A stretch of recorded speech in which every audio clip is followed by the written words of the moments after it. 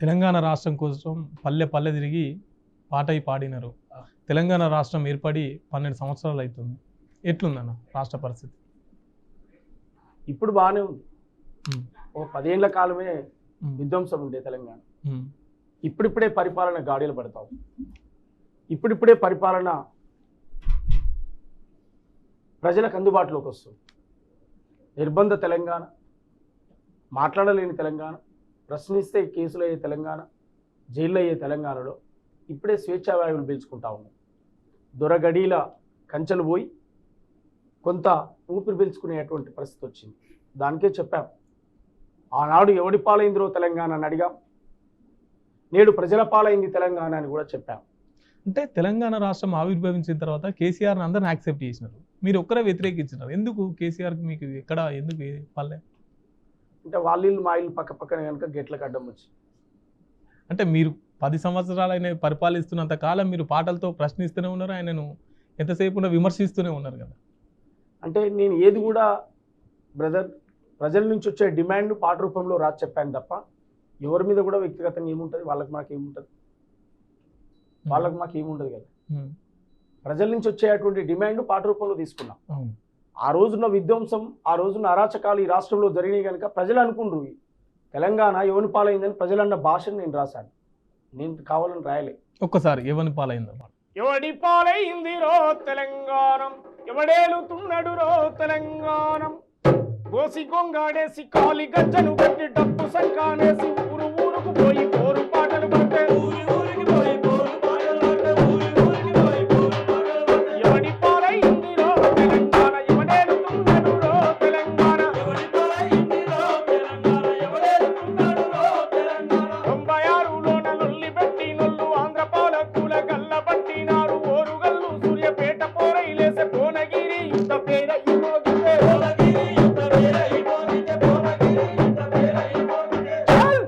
ఎవడి పాలైంది రో తెలంగాణ, ఎవడేలుతున్నడు రో తెలంగాణ, దొరల పాలైంది రో తెలంగాణ, దోపిడి పాలాయ రో తెలంగాణ.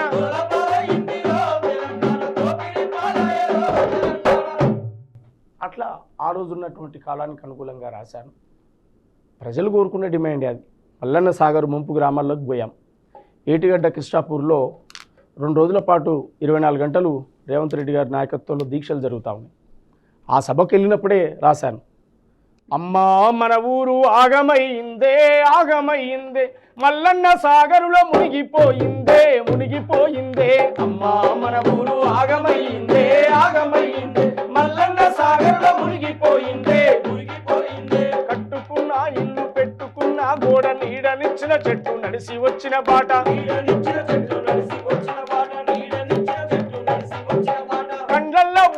కండ్లల్ల ఊరంతా కదలాడుతుందే కదలాడుతుందే, గుండెల్ల బాధంతా దిగమింగుతుందే దిగమింగుతుందే, అమ్మా మన ఊరు ఆగమైందే ఆగమైందే, మల్లన్న సాగర్లో మునిగిపోయిందే మునిగిపోయిందే, అమ్మా మన ఊరు ఆగమైందే ఆగమైందే, మల్లన్న సాగర్లో మునిగిపోయిందే మునిగిపోయిందే. ఇది ప్రజల నుంచి వచ్చిన డిమాండే కదా, నా వ్యక్తిగతంగా రాసింది కాదు కదా. ఎవరి పాలైందిరో అని పాట కూడా ఏపుడు సోమన్నకేమో కావాలని రాయలే కదా, ప్రజల యొక్క డిమాండ్ని తీసుకొని చెప్పినటువంటి పాట. అట్లా అనేక పాటలు వచ్చినాయి. ఆ 10 ఏళ్ల కాలంలో వచ్చినటువంటి అనేక హామీల మీద పాటలు, అనేక పాటలు వచ్చినాయి. అందువల్ల ఇవాళ ప్రజాపాలన వచ్చిన తర్వాత ఒక హిస్టారికల్, ఒక చారిత్రాత్మకమైన నిర్ణయం. 75 ఏళ్ల స్వాతంత్రంలో ఈ దేశంలో కులగణన చేయలేదు ఇప్పటివరకు. కులగణన జరిగింది మొన్న. అంటే ఇంతకంటే ముందు 42% రిజర్వేషన్ వచ్చింది బీసీలకు. మీరు కాంగ్రెస్ పార్టీలోకి చేరే ముందు ఏమన్నా హామీ ఇచ్చిరా? ఎట్లా కాంగ్రెస్ పార్టీలోకి మళ్ళీ? నేను కాంగ్రెస్ పార్టీ చేరడానికి కొత్తగా హామీ అనేది ఏం కాదు, కానీ నేను కొత్తగా చేరేది ఏం లేదు. అంటే ఆల్రెడీ నేను ఇప్పుడు ఉత్తమ్ కుమార్ రెడ్డి పీసీసీ ప్రెసిడెంట్ ఉన్నప్పటి నుంచి, రేవంత్ అన్న టీడీపీలో ఉన్నప్పటి నుంచి కలిసి పనిచేశాం. అంటే ప్రశ్నించే గొంతుకలకు నా పాట సపోర్ట్గా నిలబడ్డది ఆ రోజు. అట్లా ఆ దాంట్లో భాగంగానే వచ్చిన తర్వాత కొన్ని ఎలక్షన్ టైంలో కొన్ని జరిగినటువంటి తప్పటడుగులు ఏవైతే ఉన్నో దాన్ని మళ్ళీ సరి చేసుకునే క్రమంలో మనం ఎటువైపు ఉండాలనే ఆలోచన వచ్చినప్పుడు లేదు తప్ప ఒప్ప జరిగింది అయిపోయింది, మనం మళ్ళీ సాంస్కృతిక పునర్జీవంగా ముందుకు సాగాలి, తెలుగు నేల మీద తెలంగాణ గడ్డ మీద సాంస్కృతిక వారసత్వాన్ని కొనసాగించాలి. బాబాసాహెబ్ అంబేద్కర్ చెప్పినట్టు భారత రాజ్యాంగాన్ని కాపాడుకోకపోతే ఈ దేశంలో బడుగులకు రక్షణ లేదు. ఇప్పటి కులాల పేరుతో మతాల పేరుతో జరుగుతున్న దాడులు, హింస, దేశవ్యాప్తంగా జరుగుతున్న హింసలు చూస్తూ ఉన్నాం. ఒక అంటరాని వెలివాడలో పుట్టినటువంటి నేను, ఓ కవిగా గాయకుడిగా పుట్టిన నేను ఎవరి వైపు ఉండాలనే ఆలోచన వచ్చినప్పుడు నేను భారత రాజ్యాంగాన్ని ప్రేమించే పాలకుల వైపు ఉండాలి, భారత రాజ్యాంగాన్ని విశ్వసించే నాయకుల వైపు ఉండాలి. ఇలా రాహుల్ గాంధీ గారు భారత రాజ్యాంగాన్ని చేతులు పట్టుకుని భారత్ జోడో యాత్ర అంటూ కాశ్మీర్ నుంచి కన్యాకుమారి వరకు ఇవాళ పాదయాత్ర చేసి నడిచినటువంటి ఒక హిస్టారికల్ చరిత్ర ఉంది.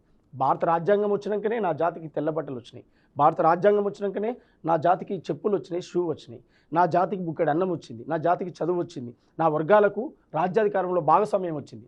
రాజ్యాధికారం రానంతసేపు నా వర్గాలు అంధకారంలో బతికారు, ఒక చీకటి యుగంలో బతికారు. భారత రాజ్యాంగాన్ని ప్రేమించే వర్గాలను నేను కాపాడుకోవాలి కదా, భారత రాజ్యాంగాన్ని ప్రేమించే నాయకత్వాన్ని నేను బలపరచాలి కదా. సాంస్కృతిక కళాకారుడుగా నాకేమన్నా వస్తుందా, ఇస్తారా, ఇవరా, అది పార్టీ డిసిషన్. అది రేవంత్ రెడ్డి గారు, అది రేవంత్ అన్న యొక్క నిర్ణయం. నన్ను ఏ రకంగా పార్టీ కోసం ప్రజాప్రభుత్వంలో భాగస్వామ్యం చేసి ఉపయోగిస్తారనేది వారి నిర్ణయం. కానీ ఒక సాంస్కృతిక సైనికుడిగా నా పాత్ర అది. కానీ మీ మీద ఉన్న ఒక విమర్శ ఏంటంటే ఏపూరు సోమన్నకు ఓపుకుండది, పూటకో పార్టీ కండువ మారుస్తుంటాడు అని చెప్పేసి అంటుంటారు. అనుకోని కామన్ పట్టించుకోదు, అనుకుంటే మంచిదే. ఎందుకు ఒకసారి నిలకడగా ఎందుకు ఒక్కటి చెప్పను, నేను మా తాతో మా అయ్యో మంత్రో ఎమ్మెల్యే అయ్యి ఉన్న కుటుంబం కాదు నాది. స్వతహాగా నా పేరుతో నేను వచ్చినోడిని. ఓకే, ఏపూరు సోమన్న అనే ఒక బ్రాండ్ను ఎవడో తయారు చేసి పంపితే వచ్చింది కాదు, నాకు నేనుగా తయారైనటువంటి వాడిని. బాబాసాహెబ్ అంబేద్కర్ ఇచ్చినటువంటి ఓటు హక్కును ఉపయోగించుకొని చదువుకోండి అని చదువు ఇచ్చాడు బాబాసాహెబ్ అంబేద్కర్. చదువుకుంటే మీరు ఐఏఎస్లు ఐపీఎస్లు అవుతారని చెప్పాడు. ఓటు హక్కు ఇస్తున్నాను, ఈ ఓటు హక్కును ఉపయోగించుకోండి, మీరు రాజ్యంలోకి రావచ్చు అని చెప్పాడు బాబాసాహెబ్. అది నమ్మినోడిని నేను. దురదృష్టవశాత్తు గొప్ప చదువు చదివే అవకాశం నాకు ఆ రోజుల్లో దొరకలే, నాకున్న పరిస్థితుల రీత్యా. కానీ ఓటు అనే ఆయుధం బాబాసాహెబ్ ఇచ్చిన ఓటు హక్కు ఉంది కదా, దాన్ని ఉపయోగించుకొని ఏదో ఒక రూపంలో రాజ్యంలో చేరాలి, రాజ్యాధికారం అనే ఆకాంక్షకు దగ్గర కావాలి, ఆ రాజ్యాధికారం అనే తాళం చేయి చేత పట్టుకోవాలి, మన వర్గాలకు న్యాయం చేయాలి, ఎవడైతే పేదోడు ఉంటామని కాపాడాలనేది నా లక్ష్యం. ఆ లక్ష్యం కోసమే ఈ కండు వేశాను, ఆ లక్ష్యం కోసమే ఈ గొంగడేశాను, ఆ లక్ష్యం కోసమే ఈ గజ్జగట్టాను, ఆ లక్ష్యం కోసమే అనేక సాహిత్యం రాస్తున్నాను, అనేక విమర్శలు ఎదుర్కొంటున్నాను, ప్రశంసలు కూడా పొందుతున్నాను. 100లో 96 మంది ప్రశంసలే ఉన్నాయి. ఒక్క 4 విమర్శలు నేను పట్టించుకోవాల్సిన అవసరం అంతకంటే ఎప్పుడూ లేదు. ఆ రోజు పట్టించుకోవాలి, ఈ రోజు పట్టుకొని, భవిష్యత్తులో కూడా నేను పట్టించుకోను. నా ప్రతి పాట, నా ప్రతి వీడియో చూడండి, మీరు కౌంట్ చేసి లెక్క పెట్టండి, 96 మంది నా మీద ప్రశంసలే కురిపిస్తారు, ఒక 4 మాత్రమే నన్ను విమర్శిస్తారు. ఆ 4ని నేను చర్చపెట్టి నా టైం వేస్ట్ చేసుకోదలుచుకోలేదు. నేనేమంటున్నా అంటే మీతో కలిసి పాటలు పాడిన వాళ్ళు ఎమ్మెల్యేలు అయినారు, ఎమ్మెల్సీలు అయినారు, కానీ సోమన్నకి ఎందుకు ఇది అదే అవుతుంది? అరే రాత్రి ఏమో కావాలని ఏమున్నది, ఒకటి జరగలేదంటే ఇంకోటి జరుగుతుందని నా ఎందుకు నమ్మరు? ఇప్పుడు నాకు జరగలేదు, నెక్స్ట్ నాకే జరుగుతుందని ఎందుకు నమ్మట్లేదు? అది నమ్మే ముందుకు పోతున్నాను. కాదన్నా, నువ్వు నేను ఇద్దరం ఉన్నాం, ఒకేసారి ఏకకాలంలో నీకు నాకు జరగకపోవచ్చు, సరే పోనీ మనోడికే జరుగుతుందని ఆగిన, నెక్స్ట్ టైం నాకు అవకాశం వస్తుంది కదా. అది నాకు ఆ ఓపిక ఉంది కనుక, నువ్వే అన్నావు ఓపిక లేదని అంటున్నావు, నాకు ఓపిక ఉంది కనుకనే ఆగుతున్నా. నాకు ఓపిక ఉంది, చూస్తున్నా, ప్లాట్ఫామ్ వెతుక్కుంటున్నా, ఏది సరైన ప్లాట్ఫామ్, ఏం కథలు వెతుకుతున్నా. జరగవచ్చు, నేను దేవుడిని కాదు కదా, నేను మానవునే కదా, నడుస్తున్న క్రమంలో కొన్ని తప్పటడుగులు పడవచ్చు, దాన్నే భూతద్దలు పెట్టి చూపించాల్సిన అవసరం లేదు. రాజకీయ వినండి, ఏ పార్టీ అధికారంలో ఉన్నా పదవులు అనుభవిస్తూ రాజకీయ వ్యాపారాలు చేసేటోళ్ళ కంటే 1,00,000 వాళ్ళు నయమే కదా. ఏ పార్టీని మోసం చేయలే, అందులో పోయి ఎంపీ అయ్యో ఎమ్మెల్యే అయ్యో కోట్లు పోగేసుకొని ఇంకో పార్టీలకు అమ్ముడుపోతున్నా, ఏడ ఉన్నా గిదే గోషి, గిదే గొంగడి, గిదే కండవ కదా, ఎవడి సొమ్ము తినేదేముంది అంటున్నా. ఓకే, నా గొంతే ఆస్తిగా బతుకుతున్నాను కదా. ఒక పక్కనేమో నా జాతి అధికారంలోకి రావాలి, బహుజనులు అని చెప్పేసి మాట్లాడుతుంటారు, ఇంకో పక్కనేమో అగ్రకుల పార్టీలకు, అగ్రకుల రాజ్యాలకు మీరు సపోర్ట్ చేస్తూ మీరు పాటలు పాడుతూ ఈ రెండు పడవల మీద ప్రయాణం తప్పది, రాంగు మీరు మాట్లాడేది రాంగు. కాంగ్రెస్ పార్టీ అనేది నిజాయితీగా బడుగుల భవిష్యత్తును నిర్మాణం చేసేటువంటి పార్టీ. 2 పడవలు కాదు, ఒకే పడవ. నేను నీకు ముందే చెప్పాను, భారత రాజ్యాంగాన్ని ప్రేమించే పార్టీలోనే ఉన్నాను. ఇప్పుడు బడుగులకు వినండి, కాంగ్రెస్ పార్టీలో ఉంటే మీ ఎజెండా 100% అమలవుతుంది. వినండి, రాహుల్ గాంధీ గారు చెప్పేటువంటి మాట ఏ పార్టీలో ఉన్నా పెట్టుబడిదారులకు నచ్చదు, ఏ పార్టీలో ఉన్నా పెత్తనం చేసే వాళ్ళకి నచ్చకపోవచ్చు, కానీ ప్రజల ప్రేమించే వాడికి ప్రతి ఒక్కరికి నచ్చుతుంది. రాహుల్ గాంధీ గారు చెప్పే మాట ఏ పార్టీలో ఏ రాజకీయ పార్టీలో ఉన్నా పెత్తందారులకు పెట్టుబడిదారులకు ప్రజలను కూలోళ్ళుగా హీనంగా చూసేటువంటి ద్రోహులకు నచ్చకపోవచ్చు, ప్రజల పట్ల కమిట్మెంట్ ఉన్న లీడర్కు నచ్చుతుంది. ఆయన భారత రాజ్యాంగం పట్టిండని కొంతమంది దొరలు కొంతమంది వ్యక్తులు పట్టకపోవచ్చు, ఓకే, అది వాని కాలం వాడిని ఆచరణ డిసైడ్ చేస్తుంది. కానీ ఒక పార్టీ అధినేతగా భారత రాజ్యాంగాన్ని పట్టినప్పుడు, ఒక పార్టీ అధినేతగా మహాత్మా పూలే గురించి డిస్కస్ చేస్తున్నప్పుడు, ఓ పార్టీ అధినేతగా బాబాసాహెబ్ జీవితం గురించి స్టడీ చేస్తున్నప్పుడు తప్పకుండా రేపు వచ్చేటువంటి భవిష్యత్ తరాలకు పేదలకు మేలు జరిగేటువంటి అవకాశం కాంగ్రెస్ పార్టీలోనే ఉన్నది. అందువల్ల ఇవాళ బహుజనులు అని మాట్లాడకుండా మేము వేరే మాట మేము మాట్లాడలేము. మేము వచ్చినటువంటి పునాదులు అవి. మేము వచ్చింది పేదరికం నుంచి, మేము వచ్చింది చీకటి యుగం నుంచి, మేము వచ్చింది కటిక దరిద్రం నుంచి వచ్చాం. బహుజనుడు పేదలని మాట్లాడుకుంటే ఎవరి గురించి మాట్లాడతాం? మరి ఎవరి గురించి పాట? ఎవని పాలైంద్రో తెలంగాణ అని ఎందుకు అడగగలిగినాం? ఆ ప్రజల బాధనే అడిగాం కదా. మరి బహుజనులు ఇది 2 పడవలు ఎట్టయిద్ది? నేను ఏమైనా బీఎస్పీ పార్టీలో చేరుతా అని చెప్పానా, లేకపోతే చేరినా ఏడన్నా అల్లకెళ్ళి చేరి బయటకు వచ్చానా, లేకపోతే ఇంకో పార్టీలో నన్ను చేరానా? నేను కాంగ్రెస్ వినండి, నేను కాంగ్రెస్ పార్టీలోనే ఉన్నాను స్టార్టింగ్ దశ నుంచి. నేను నా ఎదుగుదల నుంచి, తెలంగాణ ఉద్యమం నుంచి తర్వాత పోయింది కాంగ్రెస్ పార్టీలోకి. తర్వాత మధ్యలో షర్మిల వచ్చింది. షర్మిల ఎవరు? రాజశేఖర రెడ్డి ఎవరు? కాంగ్రెస్. అవునా? మాట్లాడే వాళ్ళకు నోరు లేక మాట్లాడుతారు, జ్ఞానం లేక మాట్లాడుతారు. నాకు స్పష్టత ఉంది. నాకు ఏదో ఒక పార్టీలో ఒక రాజకీయ ప్లాట్ఫామ్ కావాలని తిరుగుతా ఉన్న గోల్ తలకాయ లేనివాడు మస్తుగా మాట్లాడతాడు. నేను అందులో స్పేస్ సంపాదించాలి. అర్థమవుతుందా? రోడ్డు మీద ఊరికే ఏదో మాట్లాడుకొని గాలికి మాట్లాడితే కాదు వ్యవస్థ. మనకంటూ నాకు ఏ బ్యాక్గ్రౌండ్ లేకుండా వచ్చినోడిని, నేనే ఒక బ్యాక్గ్రౌండ్. మీ మీద ఏదో మీరు పాట రాసుకున్నట్టు కదా? ఎన్నో రాసుకున్నాము. ఒక్కసారి నా పాట పాడండి. నిప్పులు గురిసే పాటలు రాస్తా, డప్పుల దరువుతో దండోరేస్తా, బడుగు జీవులను ఏకం చేస్తా, బహుజన యుద్ధ రాగాన్నైతా. నా పేరే ఏ పూరి, పోరాటమే నా దారి. నా పేరే ఏ పూరి, పోరాటమే నా దారి. నా పేరే ఏ పూరి, పోరాటమే నా దారి. చిల్లలు పల్లెలు కలదిరి వస్తా, కావి కజ్జలతో కవాతు చేస్తా.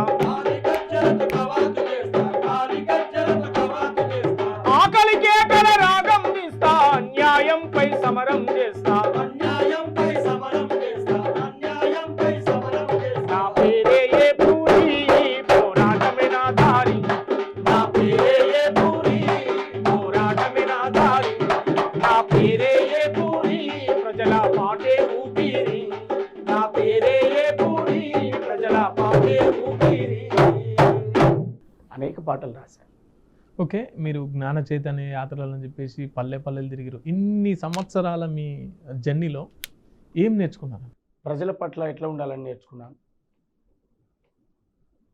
ఇంకా ఏం చేస్తే ఈ వర్గాలు మారుతాయని నేర్చుకున్నాను. భారత రాజ్యాంగం కనీసం 50% అమలు చేసినా ఈ దేశంలో పేదరికం లేకుండా పోతుందని తెలుసుకున్నాను. ఎప్పటికైనా ఈ సమాజంలో మార్పు రావాలంటే బుద్ధుడు, పూలే, అంబేద్కర్ కోరుకున్న వ్యవస్థ అమలైతే తప్ప సమూలంగా మార్పు జరగదని నేర్చుకున్నాను. పేదవాడు ఆకలితో ఉన్నవాడి పక్షాన ఉండాలని నేర్చుకున్నాను. ఆకలితో ఉన్నవాడి పక్షాన ఉండి కొట్లాడాలని నేర్చుకున్నాను. వాడి ఆకలి తీరే రోజు రావాలని కూడా కోరుకుంటున్నాను. ఎస్, ఇదంతా ఎట్లా సాధ్యం? సాధ్యం అవుతుంది. ఎట్లా? ఇప్పుడు మీరు మీ జీవితంలో అంటే దగ్గర ఒక 30 ఏళ్ళు అవుతుంది అనుకుంటా మీరు జర్నీ స్టార్ట్ చేసి.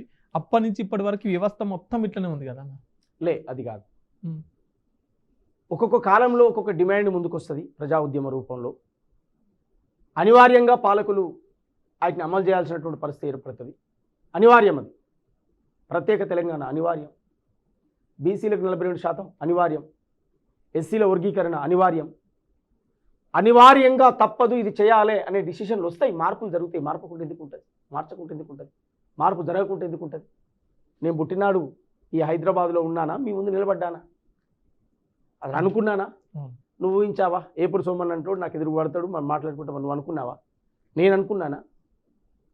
ఓ 25 ఏళ్ల క్రితం నేను అనుకున్నానా? నేనంటూ ఒకరిని హైదరాబాద్కి వస్తా, మీతో మాట్లాడతాను అనుకున్నానా? కోట్లాది మంది ప్రజలు నా పాటలు వింటారు అనుకున్నానా? నా కోసం లక్షల మంది ఎదురు చూస్తారని అనుకున్నానా? నా పాట కోసం కూడా ఎంతో దూరం నుంచి వచ్చి నాతో పాటలు రాయించుకొని పాడిపిస్తారని అనుకున్నానా? ఆటోలో బస్సుల్లో తిరిగే నేను ఫ్లైట్ బుక్ చేస్తాం రమ్మని చెప్పే అటువంటి పాటకి ఎక్కడ వచ్చింది? అనివార్యత వస్తుంది. మార్పు చెందకుంటే ఎలా ఉంది? మారింది, కానీ మారాల్సింది ఇంకెంతో ఉన్నది. మారింది, మారాల్సింది ఎంతో ఉంది. అంటే బలమైన సాంస్కృతిక విప్లవం రావాలి తెలంగాణలో, బలమైన సాంస్కృతిక ఉద్యమం రావాలి. కులము, మతము, వర్గము, బేడ తేడా తమ్యం లేనటువంటి ఒక వ్యవస్థ రావాలి అంటే టైం పట్టొచ్చు, కానీ ఏదో ఒక రోజు మనం అనుకునేటన్నీ జరుగుతాయి. ఎందుకు? మనం మాట్లాడేటి నిజాలే కనుక. అది వినటానికి చేదుగా ఉండొచ్చు, కానీ కాలం ఖచ్చితంగా తిరిగి వస్తుంటుంది. ఎస్. అంటే ఇప్పుడు ప్రస్తుతం తెలంగాణ రాష్ట్రంలో కళాకారుల పరిస్థితి ఏంటి? కళాకారుల పరిస్థితి తెలంగాణ రాష్ట్రంలో టీఆర్ఎస్ విస్మరించినటువంటి కళాకారులందరికీ ఉద్యోగాలు ఇస్తామని చెప్పి కాంగ్రెస్ ప్రభుత్వం చెప్పింది. అది రేపా మాపా కొద్ది రోజులు అది అమలవుతుంది. వాళ్ళని కూడా సాంస్కృతిక సారథిలో జాయిన్ చేపించేసి బలంగా ఇంకా ప్రజాపాలన నిర్వహిస్తున్నటువంటి అనేక పథకాలు, సంక్షేమ పథకాల మీద ప్రజల్లోకి తీసుకుపోయేటువంటి కార్యక్రమాలు జరుగుతాయి. కళాకారులు ఉన్న సారథి కళాకారులు కూడా అద్భుతంగా పనిచేస్తూ ఉంటారు. సారథి కళాకారులతో పాటు మేము ఈ తెలంగాణలో ఒక బలమైన సాంస్కృతిక ఉద్యమాన్ని నిర్మాణం చేసే పనిలో మేము ఉన్నాం. రేపు ఆగస్టు నుంచి గద్దరన్న వర్ధంతి కార్యక్రమాలతో పాటు రేవంత్ అన్న ప్రజాపాలన అని ఒక స్క్రిప్ట్, ఒక నృత్య నాటకాన్ని కూడా రాశాను నేను ఈ మధ్యకాలంలో. ఒక గంటన్నర ప్రోగ్రామ్ ఉంటుంది. అది రైతులు, పాత్రలు, వారి జీవితం, నాడెట్లా ఉండే తెలంగాణ, నేడెట్లా ఉండే అనేటువంటి అన్ని విషయాల మీద కూడా రాశాను. దాన్ని దృష్టిలో పెట్టుకునే చెప్పాను నేను. ప్రజాపాలన వచ్చారో తెలంగాణ ప్రజల పాలైంది రో తెలంగాణ, ప్రజాపాలన వచ్చారో తెలంగాణ ప్రజల పాలైంది రో తెలంగాణ. కోసి గొంగాడేసి కాలి గజ్జను గట్టి డప్పు సంకానేసి పొగరు పట్టిన దొరల గద్ద దింపితేను. ప్రజాపాలన వచ్చారో తెలంగాణ ప్రజల పాలైంది రో తెలంగాణ, ప్రజాపాలన వచ్చారో తెలంగాణ ప్రజల పాలైంది రో తెలంగాణ. రేవంత్ అన్న ఏలేరో తెలంగాణ బాధలన్నీ తీరేరో తెలంగాణ.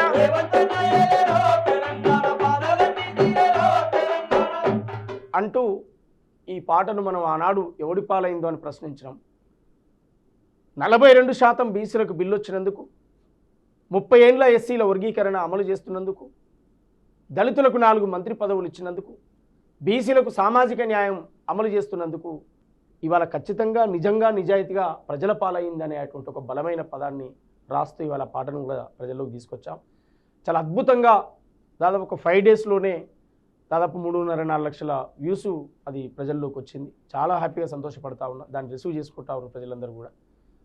ప్రభుత్వం సంక్షేమ పథకాలను చెప్తూనే బలంగా మా వర్గాలకు ఏం చేసింది రేవంత్ అన్న ప్రభుత్వం అనేటువంటి మెసేజ్ చెప్తూ చెప్పాను.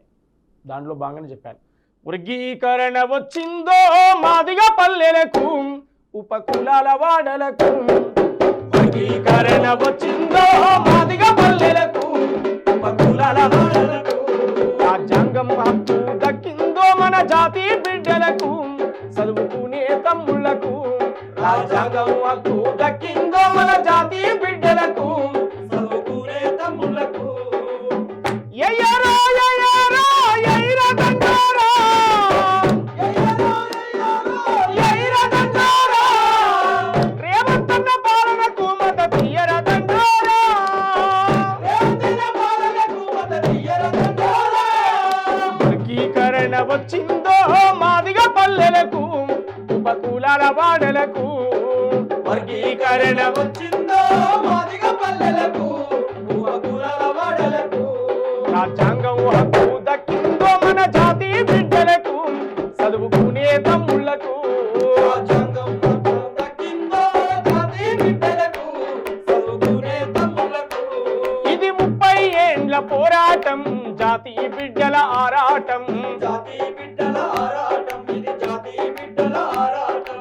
ఎన్నో త్యాగాలు చేసినారు, ఎన్నో ప్రాణాలు ఇచ్చినారు, ఎన్నో ప్రాణాలు ఇచ్చినారు, ఎన్నో ప్రాణాలు ఇచ్చినారు. అవసరాలకు అన్ని పార్టీలు వాడుకున్నై వర్గీకరణ, వాడుకున్నై వర్గీకరణ, వాడుకున్నై వర్గీకరణ. ఓహో పల్లె నుంచి ఢిల్లీ దాకా మోగించిండు దండోరాను, మోగించిండు దండోరాను, మోగించిండు దండోరాను.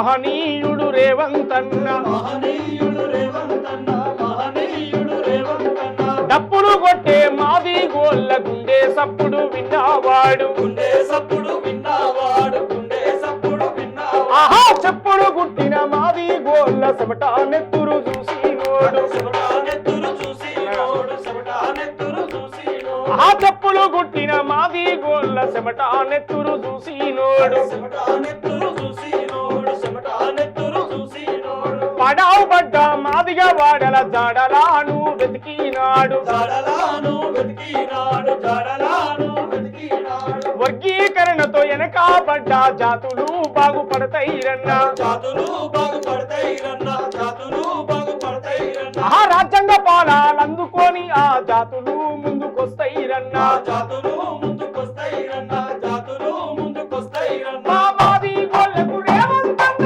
గుండె బలం అయ్యిందో. మాదిగోలకు రేవంతన్న గుండె బలం అయ్యిందో ఏంగా తరబడి తండ్లాట కాంగ్రెసు సర్కారు తెచ్చిందో. వర్గీకరణ వచ్చిందో మాదిగ పల్లెలకు ఉపకులాల వాడలకు రాజ్యాంగం హక్కు దక్కిందో మన జాతి బిడ్డలకు చదువుకునే తమ్ములకు ఎయ్యారో ఎయ్యారో ఎయ్యర దండారా. రేవంతన్న పాలనకు మద్దతు ఇయ్యర దండారా. వర్గీకరణ వచ్చిందో మాదిగ పల్లెలకు ఉపకులాల వాడలకు రాజ్యాంగం